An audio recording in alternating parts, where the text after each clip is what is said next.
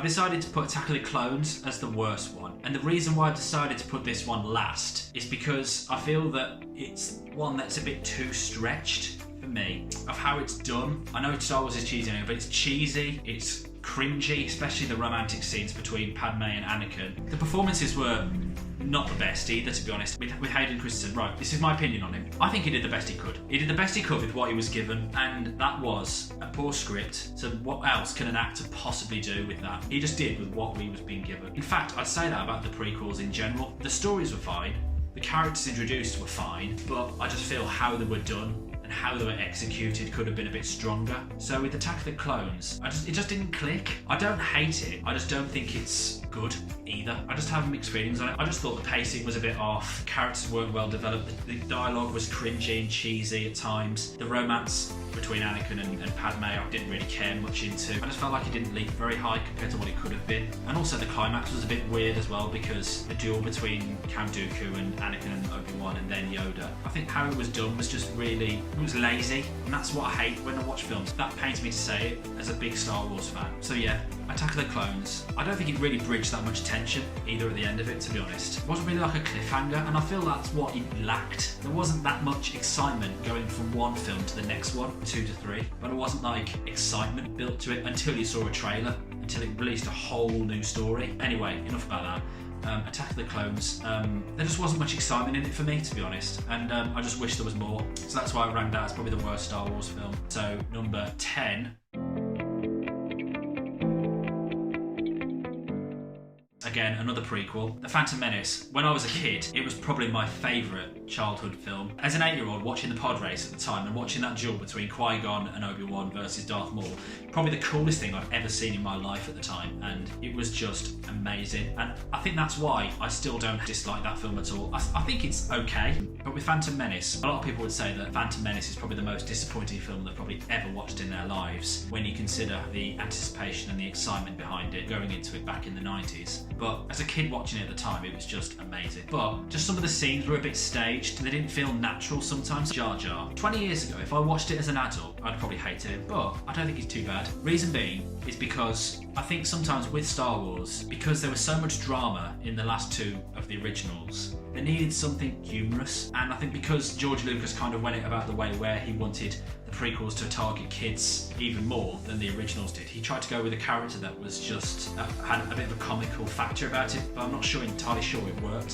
which, well, evidently it didn't for a lot of people. But for me, I felt like it did at the time, but if I watched it now for the first time, I think I would have probably absolutely hated it. In terms of the cast, I love Liam Neeson and Ewan McGregor as a duo, but I couldn't work out who the main character was. That's what the problem is with it. You follow both Jedi Knights. You follow Obi-Wan's transition into a Jedi Knight, but you also follow Qui-Gon, who discovers Anakin and who meets Jar Jar, etc. There was a lack of direction of what characters we should be specifically focusing on between those 2 characters. If they were built as like a buddy cop duo, then that would have worked, but one minute you were focusing on Qui-Gon and his journey with Anakin, but you're also focusing on Obi-Wan as well, with the Naboo and everybody. A lack of focus in that respect. But Jake Lloyd as Anakin, it's tough when you're like a kid who's probably like, I don't know, how old was he? About 10, who was under so much pressure to pull off a performance as a character so iconic, that had so much, where he pretty much had the whole Star Wars universe on his shoulders because of the scale of playing Darth Vader as a kid before he became Darth Vader. I think he did the best he could, and that's where I will give him credit, but I think people are just a bit too harsh on him.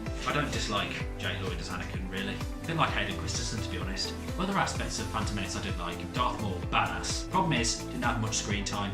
I would have loved to have seen him in a lot more. He was seriously underdeveloped. It was a bit of a missed opportunity. In terms of the action and CGI, I think out of all the prequels, the CGI in The Phantom Menace, given that it's the oldest one of the 3, the CGI has aged the best. And the sound effects, my God, absolutely on point. The action scenes were on point, but I just thought there was too much politics. There was too much blah, blah, blah, blah, blah, blah, blah, blah, blah. Yes, people want to talk about the story and developing the story, but there was too much of this talk going on and not enough of all the action stuff. There's not enough of that, and I think that's what Phantom Menace lacked. So Phantom Menace, 10th out of 11th on Star Wars ranking. So move on, next one.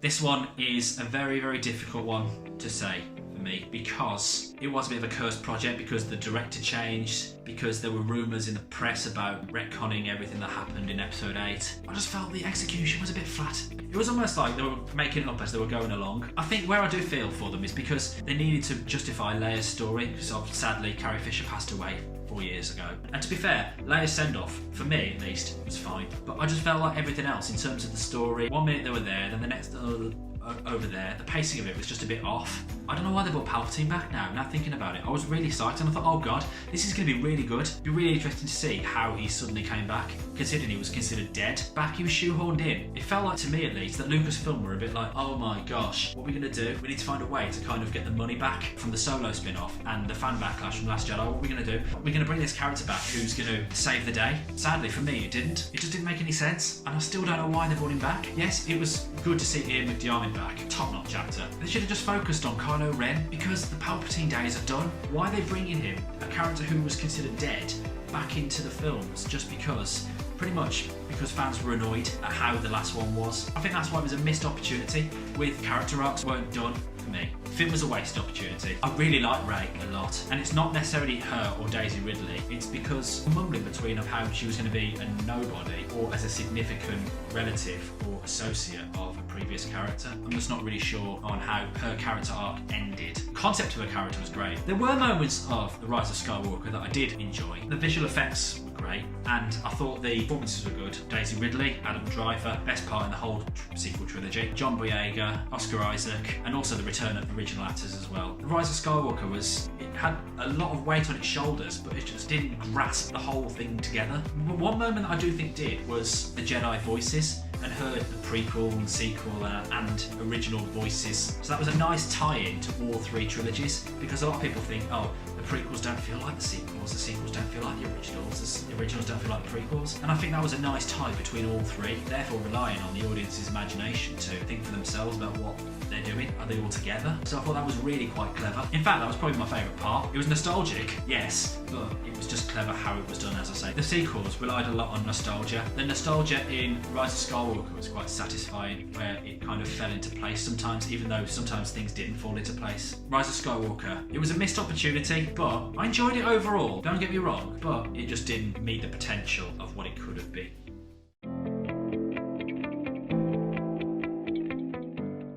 Solo, a Star Wars story. The idea of a Han Solo film, genius idea, separates itself from the Skywalker saga and the idea of seeing an alternate version of the galaxy beyond Rebels, beyond the Jedi, and also because everyone loves Han Solo, everyone loves Harrison Ford's portrayal of that character, it seems only right to give him his own movie. It was a cursed project like Rise of Skywalker. Different directors come in, they had Lord and Miller, and then they left, and then Ron Howard came in and took over, and there was a few problems there. But in terms of the actual product itself, in the end, given what it went throughout filming, it actually turned out really good. I was actually really impressed with how it turned out. It filled a few gaps in terms of how Han became Han, of how he met Chewbacca was good as well. The grittier tone worked as well, which is where it wasn't as colourful, or it had that darker feel to it, where it did distinguish itself from that, while also maintaining that sense of familiarity, of recognising the characters of Chewbacca and Han Solo, and also new ones that you see in the film played by Emilia Clarke and Woody Harrelson, Paul Bettany and all those people. Alden Ehrenreich as Han Solo. To fill Harrison Ford's shoes is almost impossible. He did a really good job actually.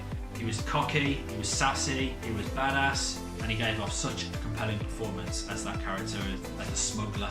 I felt Ehrenreich actually did capture that smuggler feel that Harrison Ford did, especially in A New Hope and in The Force Awakens. And Donald Glover as Lando was on point as well, a bit like Alden Ehrenreich. They both captured the essence of Harrison Ford and Billy D. Williams as those two legendary characters.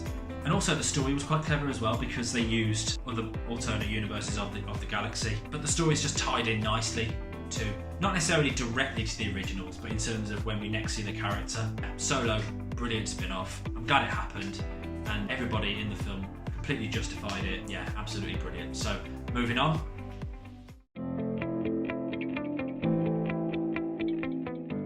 A New Hope. The very first Star Wars film that began it all. Why is it so low in the list? Because it's so iconic, it's legendary, revolutionised cinema in many respects, not just from visual effects, from storytelling, from marketing, from other various things. But I just feel that with A New Hope, it was a bit too straightforward. And in fairness to it, the depth of the characters was in more detail in the sequel, Empire Strikes Back and Return of the Jedi. And for entertainment, as a straightforward story, it was really, really good. It was brilliant. For that reason, it's not quite up there at the very, very best Star Wars films for me, because it doesn't have that much depth to it. It's just too straightforward. But acting-wise, Harrison Ford, Mark Hamill, and Carrie Fisher, all great, all good performances. It was a nice way to introduce those characters. Alec Guinness, legend, rest in peace. One of the best actors of all time, in a role that he absolutely despised. In some respects, I can understand, but in other respects, I think that for me, it kind of rebooted his career, really, because in his younger days, he won Oscars and he had loads of great performances, but in these films, he had a bigger role, so he kind of passed the torch on to the younger generation, and therefore he was the older man. But as Obi-Wan, he's actually the only actor in the Star Wars saga to have had an Oscar nomination for acting. Let that sink in. An actor who hated his role so much that he's still got an Oscar nomination. Can you imagine if he won it? What would he have done? He'd have probably refused. I wouldn't be surprised if he did, actually, because he refused fan mail, didn't he? So I wouldn't be surprised if he refuses the Oscar if he won it. But anyway, how the story's structured in A New Hope is that it's quite straightforward, where characters are introduced and action happens, and it's a very climatic ending where they get the medals, and then that's that, and it's almost the end of the film. So that's why I think New Hope isn't quite the best Star Wars film I've ever watched, but it's definitely up there as the most iconic one. Legendary, groundbreaking, revolutionary, and all those things. So let's move on.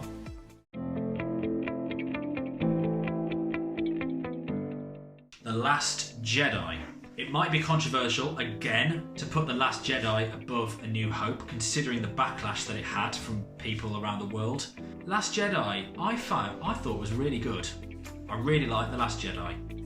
As much as opinions are varied on certain things that happened, such as the portrayal of Luke and certain characters that were included, like Rose and all that stuff, I think it was those things that annoyed people the most, but funny enough, they bothered me the least. What I will applaud Rian Johnson for is his boldness to not be scared to take risks. The scales are massively, massively high when you do a Star Wars film anyway, but because he is a bold, original, unique director with his own visionary style, he decided to do something different, and he did, so I will give him credit for that.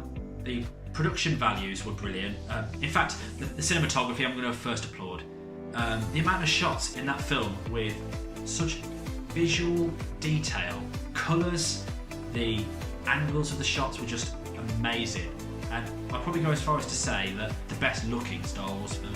I feel with The Last Jedi that it's a film that's not going to be pleasing to everybody, but it was. But at the same time, I just feel with some of the things, like with Rey, they weren't justified. They built up to something, then everyone was like, oh, that it. You wouldn't expect nostalgia, you just expect some kind of resolution almost. But in terms of the actual performances, Daisy Ridley, I really like as Rey once again. She kind of came out of her shell a little bit in The Last Jedi compared to The Force Awakens, where she kind of got into the character a bit more. Her chemistry with Mark Hamill was on point as well. But I feel with Mark Hamill that this may have been his controversial performance. In terms of acting and his performance, this was probably his best one. But in terms of the portrayal of Luke, I didn't hate it. I can see why people did, but I personally didn't. I thought it was absolutely fine. People just wanted to just see him, badass with a green lightsaber again. And you don't have to hold a lightsaber to be a badass, basically. You just need to use your brain to be wise. It was clever how they did his final bit. For me, it just happened one film too early. Moving on, Adam Driver, very conflicted character as Kylo Ren / Ben Solo. He was brilliant as well. As I say, in Rise of Skywalker, he's the best actor in the sequels. I think he is pretty much what Anakin should have been in the prequels, to be honest. To put it in summary, Last Jedi, I applauded the most because of the risks that it took and the boldness of the director, Rian Johnson, and I'm glad it happened, and I'm glad he did that because it showed a lot about the fan base, but at the same time, there were moments that I think could have been a bit better. Moving on, next one.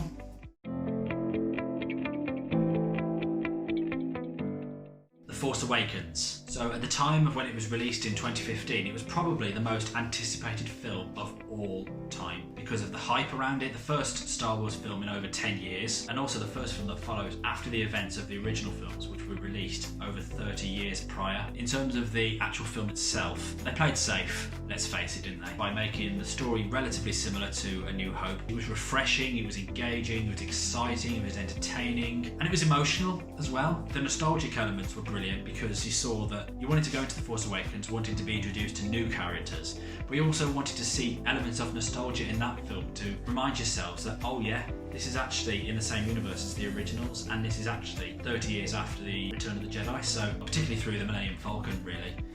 When you see it fly again and you see certain things within it and everything else. I thought The Force Awakens relied on nostalgia a lot, but it was just enjoyable, it was emotional to watch, and it was just nice to see that they focused primarily on the new characters rather than the original ones. The original ones were the supporting characters. Harrison Ford, great to see him back as Han Solo. Nostalgic as hell, satisfying, brought a new different aspect to the character, and it was just really nice to see. Same with Carrie Fisher, Anthony Daniels, and everybody else. Amazing. Glad they went practical instead of CGI like the prequels did. Yes, it was about doing the same as what the originals did, but it was about going with following a timeline of technological advancements in the film industry at the same time as the narrative timeline. It was nostalgic, but it was also really entertaining to watch. It was refreshing to get enthralled with. So overall, The Force Awakens, it was a very refreshing way of reintroducing the old characters we know and love. It was also a brilliant way of introducing brand new ones for an entire new generation. So Abrams, applaud you for that. So next Star Wars film.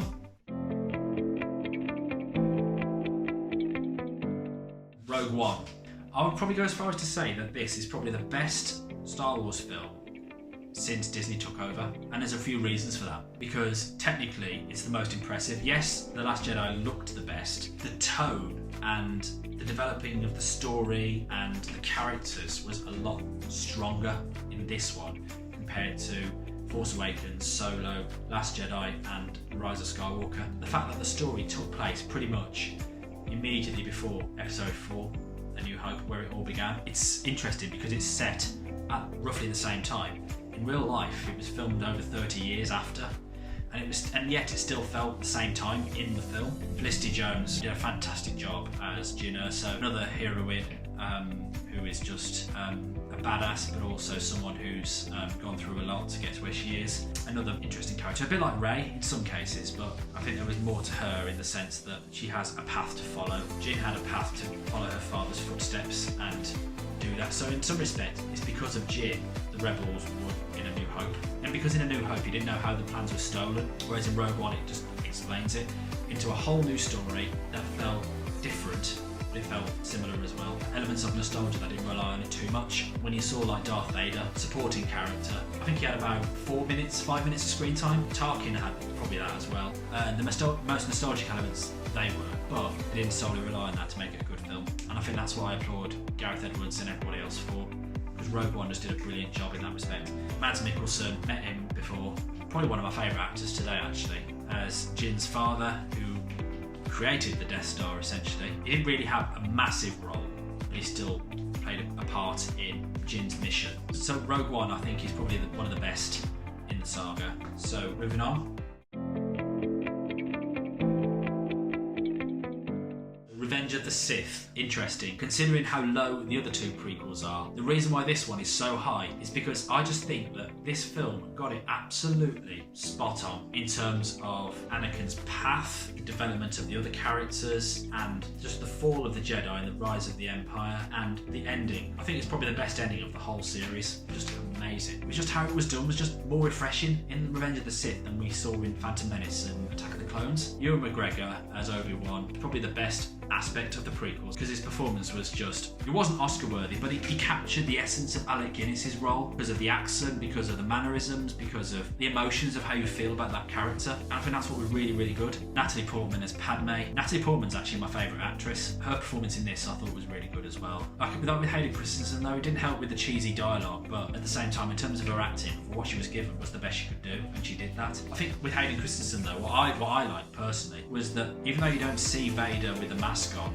until the very, very end, you got that feeling that you still had that feeling that it was Darth Vader in the film, but just not wearing the helmet or wearing the suit, and that's what I think was really, really good about it. In terms of the production, the action scenes were great. The double climax between Obi-Wan and Vader / Anakin and Sidious versus Yoda, the action scenes were great. Music was on point. John Williams, haven't mentioned him yet, but John Williams' Star Wars is probably the best soundtrack in film history. A alongside Ewan McGregor. Duel of the Fates song, best aspect of the prequels. Production design was great, the visuals were good, although I will say the CGI between Obi-Wan and Vader on Mustafar wasn't on point. But apart from that, CGI was very, very good. I'll just applaud George Lucas for taking the bold risk of doing this one anyway, because he got absolutely slated for doing Phantom Menace and Attack of the Clones. But it's his saga at the end of the day. It's his decision. Whatever decisions he made about the prequels and the stories, it's his decision. He has more right to them than we do, and we got what we got in terms of the stories, especially Revenge of the Sith. That's all my opinions of the prequels. But Revenge of the Sith, without doubt, one of the best films in the saga. Epic, dramatic, emotional, scary in some scenes. Just absolutely brilliant, amazing. So we're not very far now, so let's move on to the few left.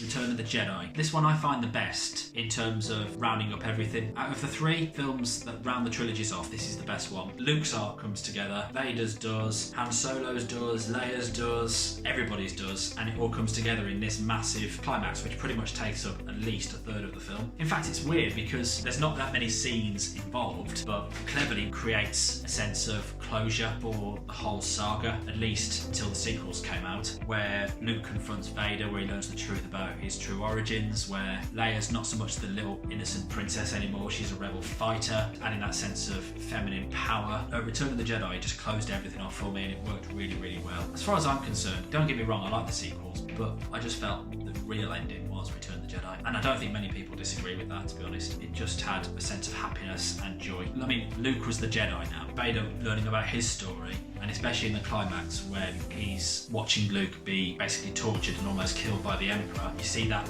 emotion through his mask. I'd probably say that's probably my favourite moment in any film ever, because of the emotion, because of how it's done, and then also how people will react to it. I can only imagine in my head how many people in the 80s watched it in the cinema and were like, yes! And I can just imagine in that particular moment that it went from a theatre into a stadium because of the noise that people were making. So Return of the Jedi, absolutely brilliant, loved it, always have and always will, definitely up there with the best. So now, what is the best Star Wars film of all time? Let's find out.